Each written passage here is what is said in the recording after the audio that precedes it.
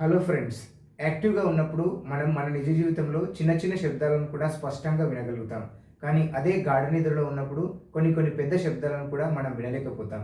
ఇదేమైనా లోపమా, శాపమా, లేదా ఇది మన బ్రెయిన్లో జరిగేటటువంటి ఒక మెకానిజమా అనేది ఈ వీడియోలో తెలుసుకుందాం. Welcome to my YouTube channel. Formation ఏం చేస్తుంది అంటే ఇది ఒక ఫిల్టర్ లాగా పనిచేస్తుంది.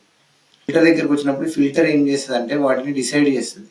ఇలా ముఖ్యమైన అర్థవంతమైన శబ్దాలు ఏంటి అవి డిసైడ్ చేసి అవి మెదడుకు పంపించాలన్నా వద్దా అని డిసైడ్ చేస్తుంది. నిద్రలో మాత్రమే ఈ నిద్రలో సమాచారాన్ని ఈ విధంగా వడపోస్తుంది అనమాట. ముఖ్యమైన అర్థవంతమైన శబ్దాలు, అప్రయోజన బలహీనమైన శబ్దాలు.